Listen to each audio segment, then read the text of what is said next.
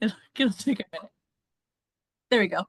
Okay, so just a few quick reminders if we want to go to the next slide about some of your technical things on Zoom.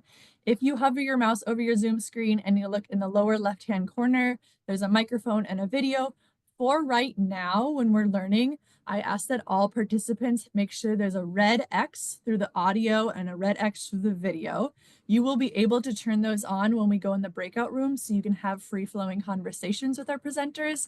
But for right now, to just save some of our capabilities on Zoom, make sure there's a red X through your microphone and your video. If you have a question at any point in the webinar, we feel that you should be able to ask it, and please put it in the chat. The chat is, if you hover your mouse over your Zoom screen again, there's a little chat bubble and it says chat. If you click the bubble and then look on the right side of your screen, there should be a white rectangle and you can type in your message and that'll be displayed to everybody. And that's when you can say, hey, where was your office located again? Or does this apply to all landowners? And we'll try our best to get those answered. And then when you're in the breakout rooms, you can even chat or you can use your microphone and video to talk. Next slide, please. So like I said, this is our second webinar, Working Lands and Water. Tonight will be all about woods, farming, water, and more, and all sorts of really great things. We have a lot of very, very great presenters, so I hope you're ready to meet them all. Next week will be people and infrastructure, kind of the background things that you might not always think about as being a landowner, but who do you need to talk to when you need to transfer a deed? How do I apply for building another building or a road on my property? And then even some of the community groups that are available as conservation landowners. And next slide, please. And thank you again for joining us. This is put on by Extension and UW-Madison, a team of myself, Adina Rissman, Tierney Boxey, Diane Meyerfeld, and Scott Hirschberger, and a few others who've been along on the way. And some of our presenters have joined us for 3 or 4 to 5 years of webinars for this, so they've been really, really helpful along on this. We're trying to reach new landowners or people getting started on their conservation journey on their land. If you like these webinars and you're like, wow, I wish there was this all compound in a website that I could go back to all the time. There is. If you look at the bottom-ish right-hand corner of the screen, there's a whole long HTTPS-natural resources. And Diane just put it in the chat. If you go there, there's a website for you to access that brings you to some of these resources, that types some of these things out and helps you navigate it. I think you could also Google UW-Madison Extension Land Steward, and it probably comes up pretty quickly. Next slide, please. And so tonight's webinar is going to focus on a very brief introduction to the many, many programs and resources to help you work and plan around your farm, your woodlands, or the water access you have on your property. There are a lot of programs and agencies to help you, and today's webinar doesn't cover them all, but you will meet representatives from some of the bigger programs that are heavily used by landowners, and even some smaller programs that are really helpful. They offer technical support and in some cases financial support for conservation. You know, monetary incentives are always attractive, but the technical advice is also very helpful. Getting financial assistance can take some significant paperwork and time. Many landowners find that it's worth it. And once you meet some of these conservation professionals, they're really willing to sit down and help you work through some of these. And as you listen today, we encourage you to take note. If you hear something that sounds like it might apply to your situation or you're interested, reach out to those landowner or those conservation professionals and they will be willing to help you and navigate that. Or reach out to myself and the new landowner team and we can help you. And then make note of any questions that you have, and you'll have time in the breakout sessions tonight as well to bop around in the different groups and ask those conservation professionals different questions. And always, you can type your questions in the chat. But I would like us to get started so you have plenty of time to hear from these folks. If we could start, and I think Mia is going to kick us off. Hi, everyone. I'm so excited to kick us off this evening. My name is Mia Hickey, and I am the coordinator for the My Wisconsin Woods program. So just a little bit about us. My Wisconsin Woods is a partnership of public agencies and private organizations, and we are led by the Aldo Leopold Foundation, which is who I work for, and then also the Wisconsin Department of Natural Resources. So what do? We offer free services that connect you as landowners to trusted information, forester property visits, technical and financial assistance, and events and workshops. Honestly, like the one you're attending right now, where you can meet like-minded landowners. And before My Wisconsin Wood, sometimes you had to piece this all together on your own. But luckily, we're here to help you find everything in one spot. On the screen here, you will see my contact information, and I am going to put it in the chat right now as well. So if you want to come back to that later, you definitely can. You'll see our three main services that are on the screen here. On your left is our DNR Forester property walkthrough request. A lot of landowners who are just getting started like to have a DNR Forester come out and walk their property. It is free, no strings attached. So if you are interested in that, you can go ahead and scan the QR code with your phone if you're using a laptop to tune into this. Or again, you can go to our website and find the request form there as well. A lot of folks will have questions maybe about invasive species, attracting wildlife to their land, or maybe they're interested in getting a management plan, and the DNR Forester is a great person to start with answering those questions. In the middle, you can see our e-newsletter. It's called News You Can Use. We send this out just once monthly, so we're not bombarding you with lots of emails.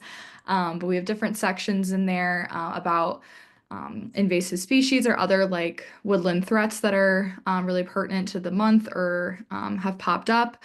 We also have information in there about phenology, events that are coming up throughout the next few months. And we also always have one feature story that is usually pretty pertinent to the season or time of year when we are sending out the e-newsletter.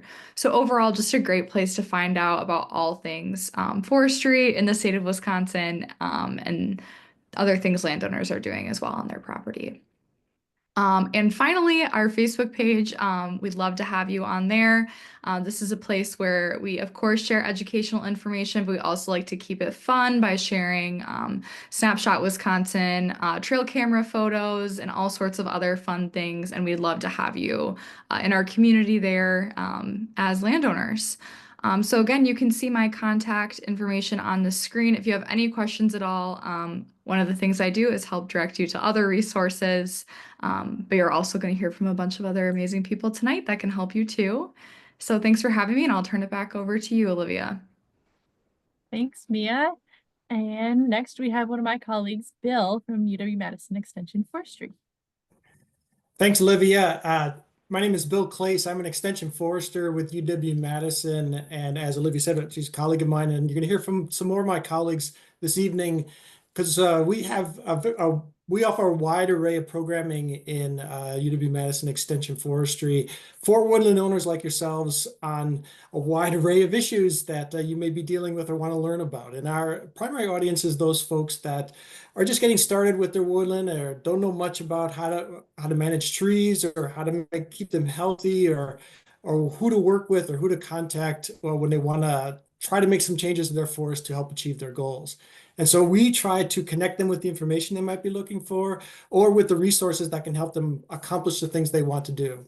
And one of our big programs, which you're participating in now, is Learn About Your Land program. Along with this particular webinar series, we also offer a series of classes that for woodland owners, and we do this in 5 or 6 counties throughout the state every year. We do a mailing of our brochures to all the woodland owners in those counties and offer classes on really specific topics or on topics that we feel are relevant to folks like yourselves or just getting started with woodland, with their woodland, things like how to identify trees on your property or invasive plants, how to manage for wildlife, how to attract wildlife, how to get the resources you're looking for, or how to keep your trees healthy or have a successful timber sale. And our goal is to just get some basic information into your hands so that you can, oops, okay. Was that my hook to get off? Am I going too long? No, you're okay. No. Okay, thanks. Get people started. And sometimes that's enough for some folks, but if they want to learn more, we also offer a series of classes called these next level classes that continue the learning and get more in depth on some specific topics like how to manage, how to control specific invasive shrubs, or how to attract more birds to your property, or how to manage for herpetiles on your property. And then, as I said, I've got some other colleagues online. They're going to talk about their programs, including the maple syrup program. And Olivia actually runs the women chainsaw classes. So if you're interested in participating in those, give Olivia a ring. I see someone's already posted about some of the programs. I've just shared in the chat our connection information at forestry_extension at Whiskey Do. And our website is a way, woodlandinfo.org is a way to do it's a self-paced learning. We've got a wide array of informational resources there, including videos and publications if you want to learn more. And you can find out about the programming that we're offering now and in the future. So with that, I'll be around to talk more about the program if you'd like, and I'll turn it back over to Olivia. Thanks, Bill. And we're going to stay in the theme of some extension forestry topics, and we're going to go with Tony at Extension Maple. All right. Thank you, Olivia. I'm going to enter a couple of links into the chat as we get started. But yeah, grateful for the opportunity to be here tonight and connect with you all. My name is Tony Johnson. I'm a forestry educator with UW-Madison Division of Extension. And one of the programs I get to participate in is the maple syrup program. So in addition to that, I also run some agroforestry outreach, and I think about maple syrup kind of primarily in the context of forest farming. So I'm really excited about crops that we can harvest from intact woodland ecosystems and ways that we can participate, get folks out in the woods, whether it's economic or culinary inspiration. I would just like to point out a couple of resources that we have. We primarily focus on the sugar bush management aspect of maple syrup production, but we try to provide education and resource for maple syrup makers and sugar bush managers of all sorts. We run a couple of different programs. One of our reoccurring programs is the Maple Hour, which is primarily for maple syrup producers. It's a monthly webinar this month, or I'm sorry, in May, we're going to be talking about the kind of comparative economic calculations of maple sap harvesting versus timber value within a sugar bush. But we try to have different topics of interest to maple syrup producers monthly with live question and answer. We also do some partnered workshops with the University of Wisconsin Stevens Point. We're primarily focused on training foresters on sugar bush management and thinking about non-timber management, including sap production. But we are running a workshop May 8th in Gresham, Wisconsin. If you scan the QR code there with your phone, or else check out the link in the chat, you can see the details for that. But it's a full day workshop where we're going to be going out and looking at the way any land manager can assess their own sugar bush and think about the comparative value of an individual tree, and think about managing their operation sustainably for the long term. So I would just, again, point folks to all the resources that we have here. We've got some upcoming trainings, both focused on the maple syrup producer and the land manager. The best way to keep up to date with what we're doing is following our email list. So I've got a link there to just get a monthly email or a periodic email with upcoming programs. We also are on social media. We've got a YouTube channel, Facebook, as well as we're also on the Extension Forestry Instagram page. So I would just encourage anybody, whether you're, maybe you have a connection with a grandparent to sugaring in the past, or maybe you've got some property, whether it's maple species, there's opportunities with black walnuts or birch, but sap harvesting is an opportunity for woodland owners, and it's just a really great chance to get out in the woods, get a really high quality food product, and you can't beat the sweets for connecting with the younger generation. So just encourage you all to connect with some of our resources, and then I will be in the forestry breakout room. Well, thank you. Awesome. Thank you, Tony. And next up, we'll have Keith with another extension group. All right. Well, hello, everybody. My name is Keith Phelps. I'm also with UW Extension Forestry. I'm a forestry outreach specialist, and I'm also here with my colleague, Scott Hirschberger, who's our communication specialist. We're really excited to announce a brand new program to Extension Forestry, the Climate Resiliency Program, which just kind of got off the ground as of 2025. So with this program, we really want to give landowners education and technical assistance around many topics to promote healthy woodlands, given the changing climate, forest pests, invasive species, and losses in native plant communities. We also want to give landowners information on forest carbon markets, as this is a practice that's gaining a lot of traction in our state. And that's kind of where we've been focusing most of our efforts initially. So kind of big takeaways for the program, we really want to inspire landowners to think and do more management actions to promote healthy and resilient woods now and into the future. So if you're curious to learn more about the changing climate in Wisconsin forests, we did create a climate learning hub, which we'll drop a link into the chat. You can also find it on the slide here, which just has some basic info around the changing climate and forests. And we're going to be developing more content and workshops around this topic, so just stay tuned to learn more. So as I mentioned before, kind of the first big push that we've been doing is creating content around forest carbon markets. So to do this, we developed another learning hub, as well as 4 printable fact sheets. You can find that in the chat, as well as on the slide here. So forest carbon markets are complicated systems, and it's really easy to get lost in their technical language. And by better understanding these markets, we really want landowners to be more informed decision makers and kind of think about whether or not to enroll in a carbon program, just given the particular needs of their woods. So you can check back on this resource and others for upcoming workshops kind of around this theme as well for forest carbon markets. Please do reach out if you have any burning woodland invasive species, forest management, forest carbon, or forest ecology questions.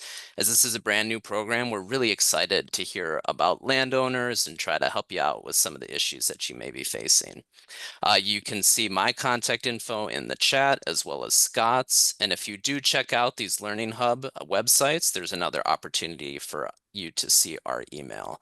And I'll put in another plug just for y'all to follow our UW-Madison Extension Forestry newsletter, as that's a great way to learn about upcoming webinars, workshops, and other educational opportunities. Thank you so much.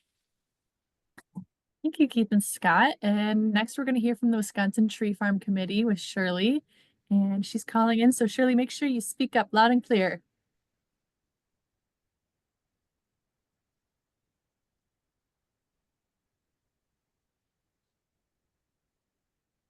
And you have to unmute yourself too.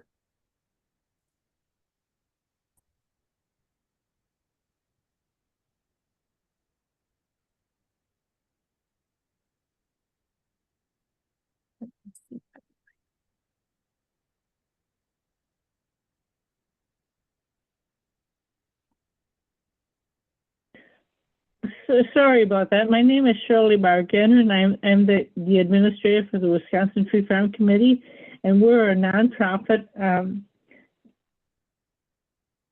We're a nonprofit 501c3 group of individuals made up of landowners, foresters, private practitioners, and state foresters, industrial foresters, and so forth. But we look for the umbrella. We're under the umbrella of the American Tree Farm System and the American Forest Foundation, and we're fee-free company. To become a tree farmer, you need to become the owner of 10 to 10,000 wooded acres and manage your land for a long-term health of your land, and have a management plan to address the air, water, soil quality, wildlife, and special interests and invasive species and so forth. If you do not have a plan, request a private property visit from one of our inspectors. The inspector will visit your site and either verify your present plan or help get a plan. If you meet all of the requirements to meet the standards of sustainability, you can become a certified tree farm and also become and receive a complimentary tree farm sign that will provide you with showing others that you are committed to a good forestry stewardship. The tree farm program in Wisconsin advocates certification, but will also advocate recognition. Each year we sponsor the Outstanding Tree Farmer of the Year program, recognizing tree farmers for their outstanding practices on their land, as well as outreach and education for others that provide.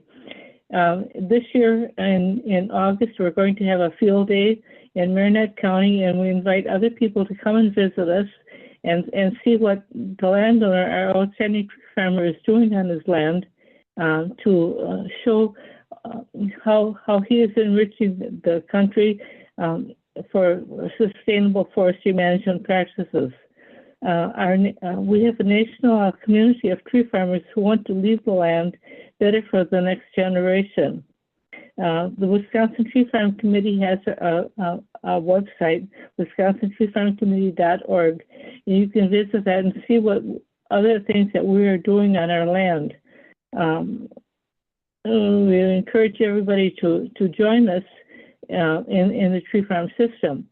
So if you have any questions about this, you can come into our website and we can help you with whatever your concerns are. Thank you very much. Awesome. Thank you, Shirley and the Wisconsin Tree Farm Committee. Next, we have Miranda with the Natural Resources Conservation Services. All right. Hi, everyone. So my name is Miranda Sikora. I'm with the Natural Resources Conservation Service, or NRCS, you might hear. I actually cover Dane County. So if any of you have land in Dane County, I might be the one working with you if you reach out to us.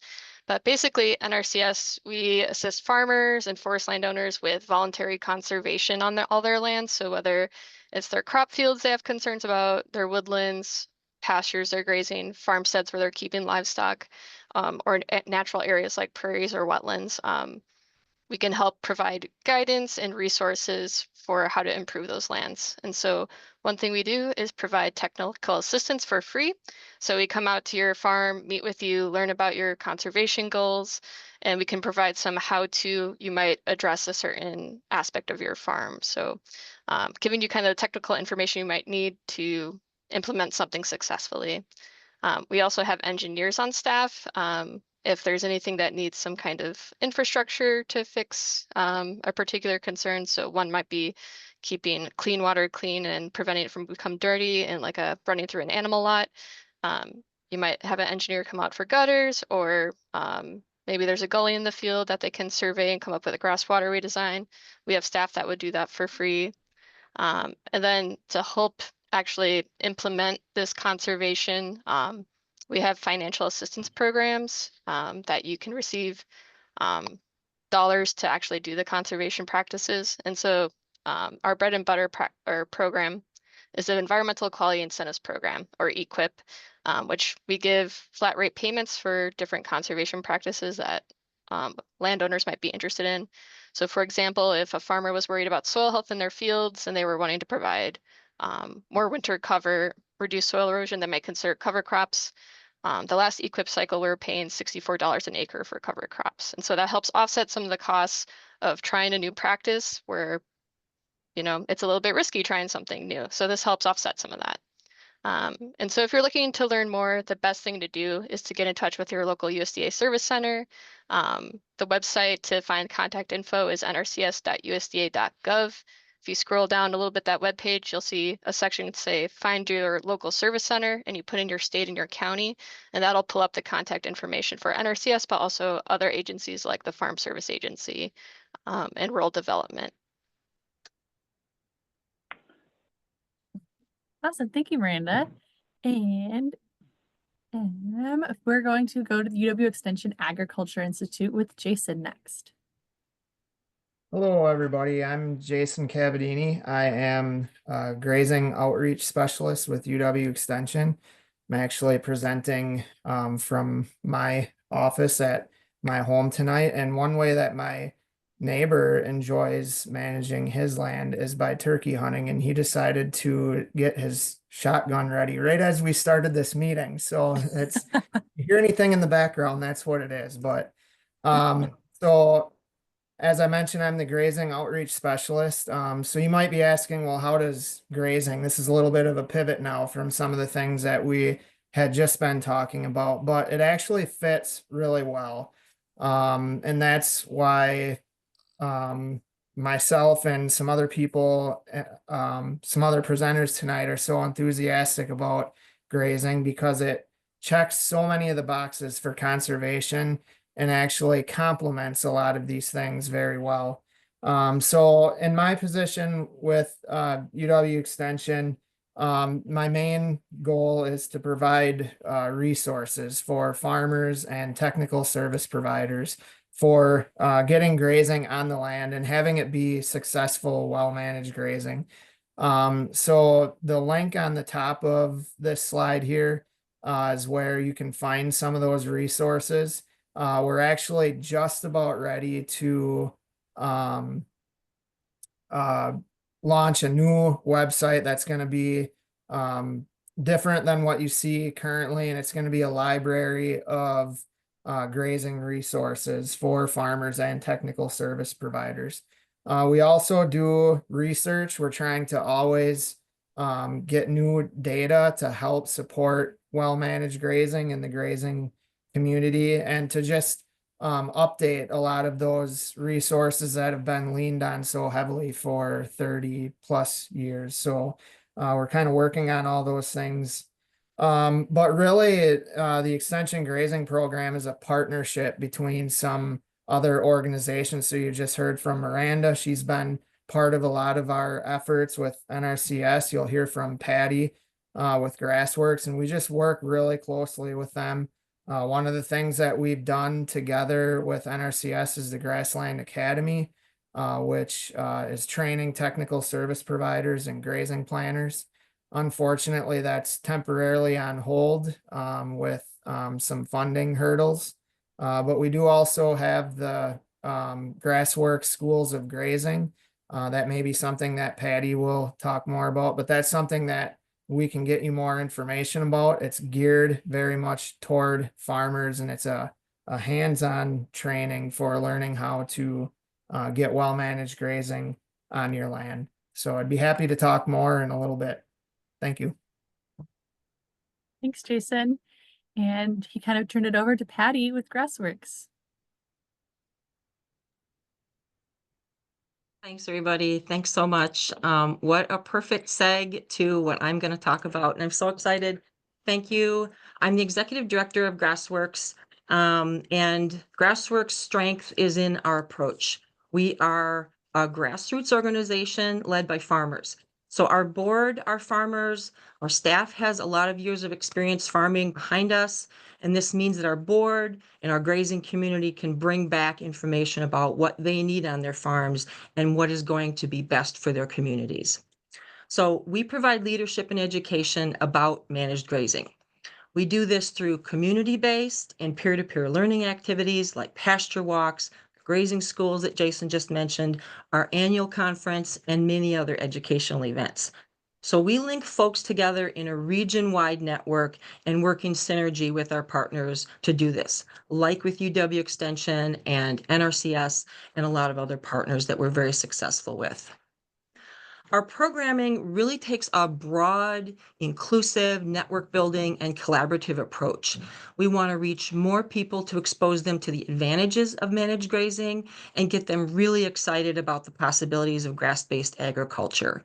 We educate anyone and everyone who is interested in learning about managed grazing. We have special programming for beginning farmers, and that includes some of that programming like our grazing schools and our mentoring program, and I'll talk a little bit more about that in a second. We have also provide continuing education to farmers who are looking to transition to grazing, and maybe they've got a lot of experience in farming, but they don't know how to get started or how to transition.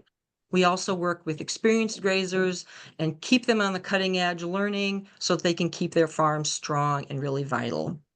So why do we support grazing and provide education about grazing? It's a low-cost way to get into farming. It's got less infrastructure and equipment. It's got a lot of amazing ecological benefits. Soil is really the basis of all farming, and grazing has to do with living soil, with plant cover, and this can be regenerative. It can sequester carbon, provide clean water and air by really, really reducing sediments and nutrients entering waterways. So we're really successful in that. Grazing lands support healthier ecological communities overall, integrated with working lands. And a lot of important plant and animal species can really be supported and thrive on grasslands, like pollinators and birds. So I'll tell you a little bit about a few events and points of interest that are listed on the slide. Our next annual grazing conference will be held January 22nd through 24th, 2026. Check out our website for all of this, but we'll have more information about that conference coming up. We have 2 scheduled, and we're planning a 3rd grazing school this year. 2 are set for August 8th and 9th, and then one at September 22nd through 23rd. These are held at the Marshfield Ag Research Station and the Lancaster Ag Research Station. We're working on a 3rd grazing school that we're going to announce more about later. Our grazing mentorship program is ongoing, and this has been really successful so far. We're in our 2nd year. We pair experienced grazers with beginning farmers to really get them a good foundation and get going. We keep up with communications to our contact list in a newsletter and with our events calendar. And I put some of that information in the chat with links to the calendar and how to sign up for our newsletter. We also have this discussion forum that's really unique, and it really is an example of how we're grassroots. And experienced grazers or anyone having a question can ask questions about grazing in that Ask a Grazer forum. So our website and staff are noted at the bottom of the slide. You can go to our website for all of this, and just really looking forward to answering some questions that you might have later. Thanks. Thanks, Patty. And going to with the Eleanor with the Savannah Institute. All right, thanks. Hi, my name is Eleanor Johnson. I work at the Savannah Institute. The Savannah Institute is a nonprofit organization based out of Madison and Champaign-Urbana, Illinois, that focuses on promoting agroforestry in the Midwest. If you're not familiar with agroforestry, it is a way of farming that utilizes trees, both to have the benefit of the tree or of the crops the trees produce, but also for the ecosystem services that they provide. Though agroforestry is an ancient practice that can take shape in hundreds of different ways, we often talk about 5 main practices that are supported by the USDA. So those would be windbreaks, riparian forest buffers, silvopasture, where livestock pastures are integrated with trees, alley cropping, where an annual crop is grown between rows of trees, and forest farming, which Tony mentioned, which uses woodlands to produce agricultural products. At the Savannah Institute, we support agroforestry in a number of different ways, including research into different tree crops and ecosystem benefits, marketing and commercialization work, also hands-on support like our technical assistance program, which offers assistance designing and trying to find funding, often through NRCS equip program for agroforestry projects. We also have our on-farm training program, which pairs mentor farms with people looking to get hands-on training. And there's also our demonstration farms. We have events and then also networking opportunities. So I'm coordinating a new network that connects folks in Wisconsin practicing agroforestry with each other to learn from one another. So that's the Wisconsin Agroforestry Demonstration Farm Network. We also have an offshoot for-profit company called Canopy Farm Management. They can be contracted to help implement agroforestry plantings, and also they have nursery stock. And other than those things, I would also encourage you to check out the many free resources on our website, savannahinstitute.org, and also take a look at our event schedule, which will be coming out soon. We also have a YouTube channel with a lot of great videos. We have a weekly podcast called Perennial AF. AF stands for Agroforestry, and also a monthly newsletter. During the summer, we also often hold monthly tours at our demonstration farms in Spring Green, and we'll also have a few extra events because of the demo farm network at different partner farms across the state.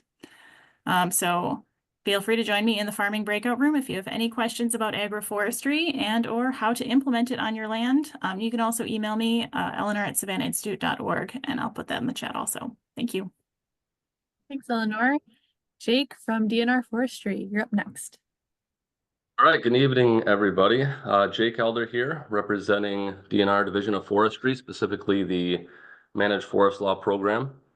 I will also put some contact information, some links to our website in the chat. Hopefully everybody can see those. But yeah, the Managed Forest Law Program, for those that don't know it, very well utilized program throughout the state. There's thousands of landowners, millions of acres enrolled in the program. It's a landowner incentive program that encourages sustainable forestry. In return for the landowner doing that, they receive a reduced tax rate.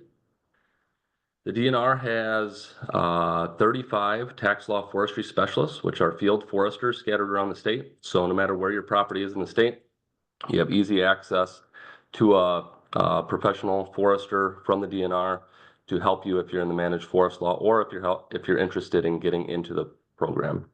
So on a regular basis, these tax law forestry specialists are meeting with landowners to help them get into the program, find someone to write a plan, or usher them through the timber sale process.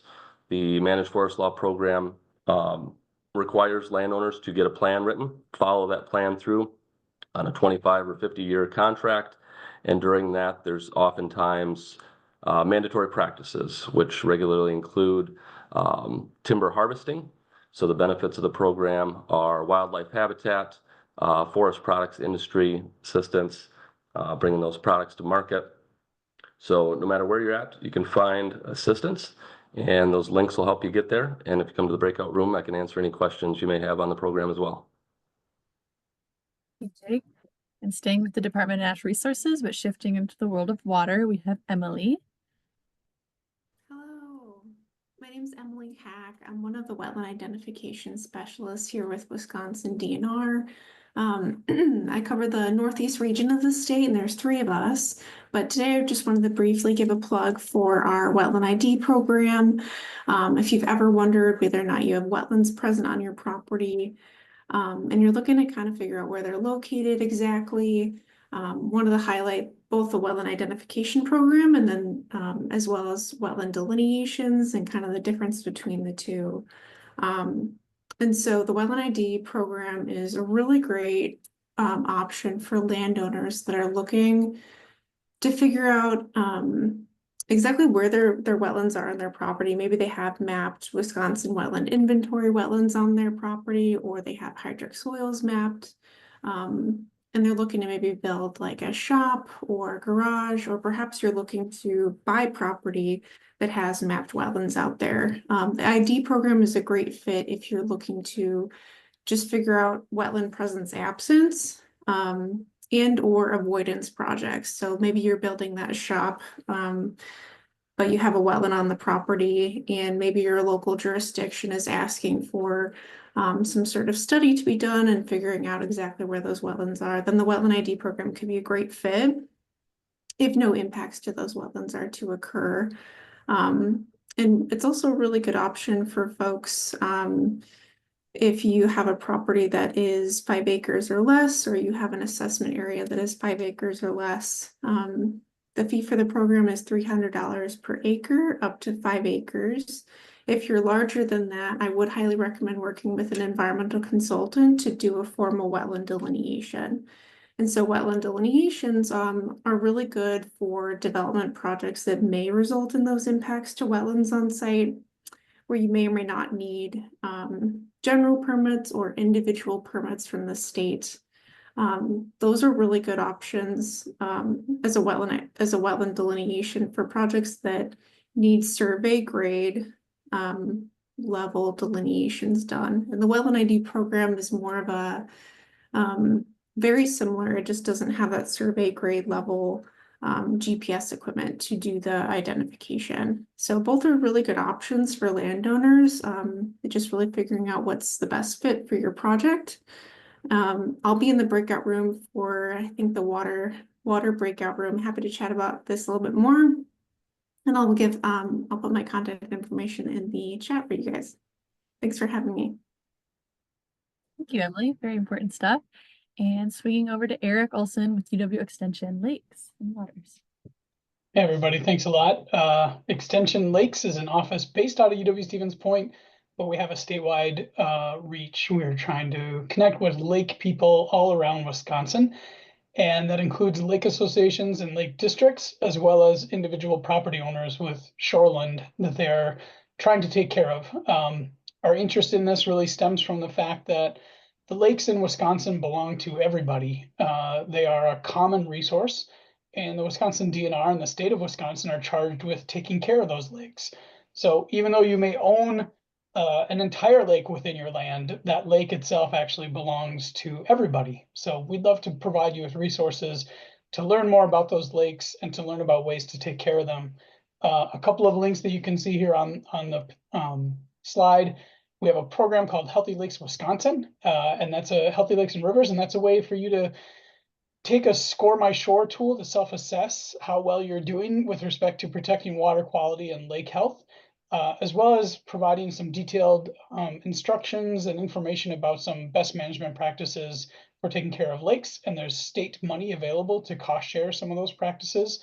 And that would actually apply if you're on a river as well. That's why it's Healthy Lakes and Rivers. So any water frontage or areas near water, we can provide some assistance for. And then we have a wide range of just free educational resources sitting on our webpage. It's a giant repository of information about lakes and programs and projects, videos, all sorts of things, really no limit to it. So I'd be excited to talk to people in the chat. I'll be in the water side, and I'll take your questions about lakes. Thank you, Eric. And heading over to Wisconsin Land and Water with Christina. All right, thanks everyone. Yeah, I'm Christina Anderson. I am from the Associate Director for Wisconsin Land and Water. We are a statewide nonprofit organization that represents the county conservation departments across the state, as well as the folks that represent you and at your county board level that oversee the conservation departments. So for the most part, I'm going to be talking about what the department staff are doing because they're really a great resource for everybody out here interested in doing anything on your land or getting connected in your community. So for the most part, our counties, or actually first I'm going to throw, because I'm at the state level, I'm going to put our a little directory so you can find a direct link to the people in your community to reach out to, whatever county you live in. But we represent all 72 counties. So the core programming I kind of have spattered on here, collaborating across all sectors. Our counties pretty much work with everybody who's also on this call right now in some capacity. Extension, NRCS, nonprofit groups, local watersheds, producer-led groups. They can be a really great resource to connect you out to some of the folks on the list if you are trying to sort out what you need to do on your land and can't really remember who to reach out to. They're a great first step. They also support agriculture producers a lot. For the most part, majority of counties have some sort of agricultural landscape, and so they are technical providers, service to farmers. All of the counties help protect natural resources as a part of their job. So really what they're trying to do is keep excess soil and nutrients from entering surface water and groundwater, and that is usually by helping landowners either doing practices in farm fields or maybe lakeshore owners, keeping their shorelines from eroding into lakes, all sorts of great stuff like that. And then both our membership and our conservation county members have youth education programs. So if you're looking to send your middle schooler or high schooler to conservation camp, we have those kind of fun activities. A lot of counties also reach out and work with different schools to do a bunch of different great programming to teach kids about farming or water quality and monitoring, invasive species, fisheries, all sorts of great programming throughout the state, as well as a couple big, awesome youth education contests that that start at the county level and end up at our organization at the state. So if you have kids out there that are interested in conservation, another great place to stop off and meet up with your county conservation folks. That little long rambling list on the side of this slide is really to show the breadth of all the work that counties really participate in. So from helping you think about a pollinator habitat or cover crop assistance or soil health, invasive species, doing groundwater monitoring for testing your well, all sorts of different work can be done and started at the County Conservation Department. They provide free technical service, local expertise, connection to state, federal, and also local cost share programs. So a lot of funding opportunities on that side, as well as helping to connect you to tax incentives such as a farmland preservation program. I threw the chat I threw the directory, and I'll make sure that my contact information is also available. Thanks. Thanks, Christina. I encourage everyone, if you haven't done the pre-work, to also go and find your county's land and water conservation district. And last but not least, with Wisconsin Wetlands Association. He's doing it on. Thank you so much. It's great to meet all these fellow conservation professionals, and I'll just say that while there's overlap between us, and it might sound like some of us do similar things, everybody knows a little bit different about lots of different things, and it's wonderful to be involved with as many groups as you can connect with, because everybody's going to add a different flavor to the conversation. So it's really terrific that we have so many people here. We're learning about land. My name is Katie Belfast. I'm with the Wisconsin Wetlands Association. We are a statewide nonprofit, nonpartisan organization, and we help people and communities care for wetlands, including private landowners. We run into a lot of folks who don't know if they have wetlands on their property and want help understanding if they do. We heard from the DNR, and they've got some great resources about that too. And sometimes there's wetlands that are too small to be on those maps, but are still really cool and produce frogs and salamanders and all kinds of things that folks are interested in. And so we can give you some tips about what to look for on the landscape. We have a handbook for wetland landowners and a lot of information, a whole resources page on our website with information about how to understand if you have a wetland. How do you know if it's healthy? How do you know what you need to do and in what order in order to make it healthier? Sort of help you to sort of answer the big questions about being a wetland landowner. We also have a wetland coffee break webinar that's free. It happens about every other week, and we talk about all kinds of topics related to wetlands, from frog identification and dragonflies to hydrology to managing invasive species. Tomorrow, Friday morning, we have one about canvasback ducks and management for wetlands for those. So it's a great place to learn about a lot of things related to wetlands. There, you can attend them live if you want on Zoom, or you're also welcome to watch the more than 100 recordings that we have free and available to you online. So wetlands, they come in all shapes and sizes, right? Everybody thinks about cattails and open water, but wetlands can have trees, they can have grasses, they can have shrubs. I mean, there's a lot of things that I've walked out into and people have said, that's not a wetland. And you're like, yeah, actually it is. And it's really cool, right? So helping you figure out some of that. We sometimes can come out and do site visits. If we're out and about in the state having meetings with our partners and you live nearby, we'd be happy to swing by and take a peek and just help answer some of your questions. So give us a call. We are a membership-based organization, and we can send you lots of information if you'd like to about wetlands. And I think that is enough. That's enough. I appreciate the time. Thanks for having me. Thank you, Katie. And thank you to all of our presenters. We're going to move on to the breakout rooms. The next slide will show you how we're going to break them up: woods, farming, and water. I just have to really quickly create the three.